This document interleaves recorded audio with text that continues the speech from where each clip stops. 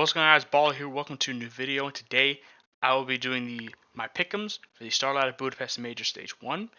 Obviously, there are many different ways you can do Pick'em. You could do purely off your gut, kind of experience, maybe just how you feel the teams are, if it's like their potential, or you can do it based off like results, matchups, stuff like that. I'm gonna do more of the latter because I'm a nerd and I don't have any confidence in myself. So based on just pure like form, matchups against teams, also considering that there's BO1s in this Swiss as well, those are going to be important factors when considering who makes it out of this stage. Not necessarily who's going to like go to the playoffs or make stage 3 or win the major. This is just to get out of this field. It doesn't matter if you go 3-0 or 3-2. Obviously, it's important because of the choices. But it doesn't matter how you win as long as you win the game. So when it comes to my picks, the first obvious one is to put Legacy in 3-0. Yes, when it comes to names, FaZe Clan is the biggest names here. Because of how erratic FaZe's roster is, their bad run of form, and also because FaZe historically have never gone clean in Swiss systems either. Even at the best of times, they don't go like 3-0, even in like pretty weak fields or against like lesser competition. They always kind of slack off. They're kind of like Motivation Clan, to quote Launders here. Legacy, I've seen, yes, before CSE, they were out of form, their style looked figured out. The last two events, first off, they have, in my opinion, the most consistent 1-5. It's just like, oh, I know the level that all 5 players showed me the last two tournaments. They have best map pool at this point in the stage. They can play about 3 to 4 maps to a pretty good level, Mirage, Dust 2, Inferno. But they will beat Training against Aurora, one Training against Aurora, and that's a pretty decent training team. If you can win that, that means there's a lot of respect bands as Vito. And talking about the maps they want to play, Mirage, Dust 2, Inferno, maps that a lot of teams are going to want to play at this point. Like, Bait's going to let you play Inferno maybe. A lot of teams in this field, maybe Game Range will let you play Dust 2. You're going to get a lot of maps you like. You're not going to get weird, like, weird Vitos and BO1s. And there's no opponent in this field that I think Legacy is like a clear underdog against. So I think the best team to choose in 3-0. Also, Lux in recent form I think is the best IGL at this point in the major, which is contentious because some decent IGLs here, even though they're in bigger names than Lux. So next, there are some tough choices. For the second choice, the two for me is FaZe and Bait. Yes, the names tell me FaZe should go 3-0. But not just because FaZe solely don't go 3-0, but also because their form is so bad. And also, unlike, actually I'll say hot take, I think Bait's players are in better form right now than FaZe. Yes, Bait aren't like world beaters. I'm not even sure Bait would even be favored to get out stage 2. Like, I think FaZe is the higher ceiling, but I think Bait is the most skilled 1-5. It's like all 5 players can be pretty decent on the server. Even with Alex taking an IGL role, he can still have the odd map where he turns up. And PL is one of the best players in this field. And yes, it's been a pretty rough season for Headtrick. We know his level historically. As best, he could be a good player. Kenzor could be a good player. Sentinel is a solid supportive element. I think they're the most skilled 1-5. They have home maps like Mirage, like Inferno. They've even shown they can play Train. So like they could play enough maps where I think they can get out easily 3-0. And on top of that, last major stage 1, they went 3-0 anyway. So I know they can do it with the exact same lineup. Next, now put FaZe 3-1, 3-2. They have the 2 best players in this field, Frozen, and especially Twist. Twist playing out of his mind, like career peak form right now. They have enough maps they can at least play, even though the map pool is in absolute disarray. They basically only have like Mirage, Dust 2, because I think they have a good chance of winning against a majority of teams.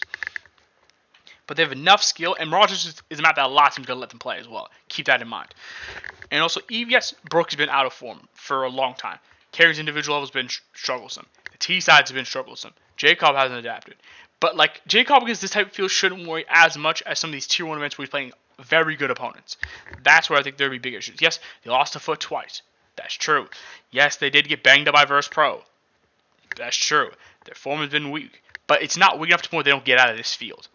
Next, I'm easily putting Gamer Legion. Yes, Gamer Legion's form has been questionable as well, but Rez and PR are 2 of the best players at this point in the field, and they showed at Bucharest that they could play a majority of the maps of the field to a decent enough level. So there's no best of ones where they're going to be like an underdog in a lot of maps.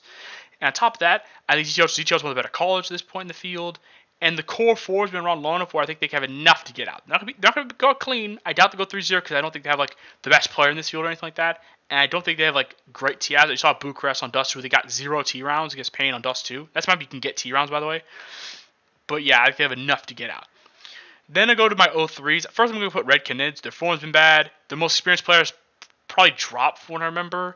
Like they don't like Venom Zero has some hype, I will admit. Like they have no skill, but it's like their form's bad. They barely played international lands, even when the Swedish players were actively playing like more lands than they are now. And on top of that, they don't even have a player that I think could be like the best player in the service. I think Red Canids is an obvious 0-3. Second one for me, it's between Fluxo and Imperial, just because Asia teams have shown me enough where they probably won't go 3. I did consider Rare Adam, but I know Chalk King can be very good. But for me, But Lukowski can do a lot, though. Lukowski can be one of the best players in this field. I think he can do enough where I might between Rare Item and Imperial for my last 03. And I think I gotta pick Rare Item. I don't want to pick Age Team's 03, but Imperial have enough experience between people like Skulls, people like Vinny, for example, where I think they can at least eke a game. Rare Item, okay, besides Child King, I don't think they have much quality. They don't even have Summer. He's justified to be kicked. He's not a good human. But they don't even have one of the more experienced pieces. The players are adding aren't even like necessarily star players in region. To the point I think they can get enough wins. And the Huns has Score, and I know Score can frag, so I don't put him 0 for 3. Now the next choices, I'm actually gonna put M80 next to my choice. Yes, they did lose the best 5 against NRG, but that was in region. That NRG in America can beat a lot of teams. Like I think that's an in-region matchup as well. Even MA were a much worse team than Complexity last year. Complexity could still lose to M80. In-region matchups are weird. I'm not really considering it at the same level as a European international land. On top of that, MA have home maps. They have Overpass. They have Ancient. They can play Inferno. They beat Miles on Mirage. Back when Miles used to be pretty good on that map before they stopped playing it. Like, MA can play enough maps, and MA's lack of skill, in my opinion, isn't as notable in this field. Stage 2, I think MA would get outshot by most of the teams. Like, Lake is your best player, and he would be like the second best player on a lot of teams in Stage 2. And it wouldn't necessarily be the best player on some teams in this field either. So, MA's lack of firepower deep in the roster. Like, Hex has clutches, but he's not star. Swisher again has clutches, but he's not star. Sin last year used to have some fragging, but Lift this year not so much. Sox is a good operator. He's actually one of the better operators in this field, but he's not like a superstar carry.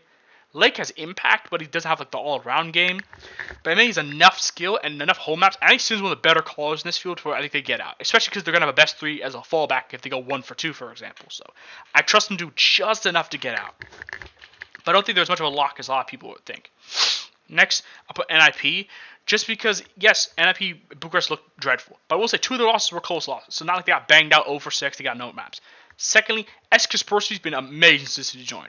Thirdly, despite a couple rough maps, Shush is still a very good player. Shush and Kaspersky can be 2 of the better players in this field. And if we get just some out of Wrinkle, Udrix has been okay. Like, as long as we get enough, and I know Shush and Kaspersky can do enough, and they have maps they can play like Nuke. They used to be decent on Train. They can sometimes be decent on Inferno. They can have enough maps where I think they can eke out. And I know they have enough experience as a core 4 to where they can eke out some wins. And B1s allows them to cover some of the weaker maps, like Dust 2, for example.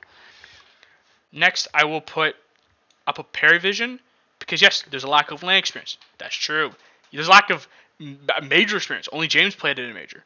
But firstly, I trust Dastan and James a duo to be able to get help with the nerves and help with like maybe issues if they have a bad start in a game. And secondly, I think because of a BO1, their lack of experience on land is less important because they can ban up maps they don't want. And that's important. And I trust James as a caller, even though he hasn't played up that many lands, that he can, even if the game's going wrong for him individually, even if the game's going wrong for a certain player, he can help recover it. And on top of that, I think they have enough skill. People like Noda, people like Belchanok have enough skill where I think they can get things done. Lastly, this last one was close.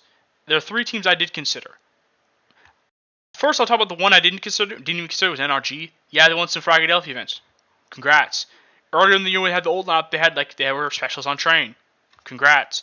But every time I see them in Europe, they just look so uninspired. And yes, Exotic has shown me that he's okay on land. George can be good, but I actually think they just get outshot too hard. Like, Sonic's a good player, but he's not like a hard carry. Nitro's pretty low fragging. The person that's actually like kind of underwhelming is actually Bro. Cause I remember Bro, he first joined looked decent, but I feel like he's actually gradually gotten worse. And I don't think they also don't have like the map pool. Like Nuke's auto lost. They don't play Ancient. A lot of teams feel are gonna force them to ban it. Like, nah, I don't think they get out. I considered Lin Vision. Initially, my first draft, I had Lin Vision there, but Emilio's been terrible since Austin. Like he's actually been like they're playing 4v5 at times. Kalmizu isn't a good fragger even at his best. So it's Westmelon, Zachar, and Starry. And yes, Zachar could be a star. Starry has maps where he can be a star. That duo is actually decent. Even internationally, they have the odd map. Rarely together, but at least separately where they can turn up against good opposition. But that's not enough firepower even in this year. And considering how bad Emilio's been playing, I think they're not favored to get out. I think that Emilio has like a throwback awesome performance. They can easily get out. They probably can go out 3-1 even. Go in 3-1, realistically. But for now, I'll put them on pause and I won't consider them. So between FlyQuest and Fnatic. The thing is, form-wise, FlyQuest has been better. They look better at Bucharest. Even at their worst, they at least get rounds on the board. JKS has actually proved me wrong that he can still play Tier 1 Counter-Strike. Regardless, one of the better offers in this field. You even see the odd map from Vexite, but the problem is, one, Nedic has been so bad. Like it's even when they've given Nedic better roles, worse roles, he just isn't that guy. Secondly, Inz as a caller the whole time, even with Liaz or JKS, has been so underwhelming. Like, really underwhelming. To the point where it's, like, concerningly underwhelming. Like, even when there are maps like Dust Tomb Roger, you can get some T rounds. They're struggling to get T rounds. Even on maps like Inferno, for example, is the only map where I can see them actually getting reasonable amount of T-side rounds. And especially because of the majors, you're going to see a lot of bad T-halves because people are missing nades, missing flashes, missing trades. Like, you're going to see, like, the bad T-halves and flashes are going to be punished even harder. So, that's my biggest issue. Fnatic, they look bad at Bucharest, but I will say, like, okay, Blamef could be one of the best player in this field, actually. As absolute best, he may be, like, at least top 3 players in this field. Jambo is a very good offer. And yes, Jacasmo hasn't looked that impressive, but Fear can be a decent frag. Fear even had a couple maps where he played well at CAC. Crim's actually had a decent run of form as well. They have enough skill, and considering yes, Fnatic don't have the best team play and stuff like that, they have enough skill where I think they could brute force the T-Halves, where I think I'll give them a slight edge over FlyQuest. A slight edge.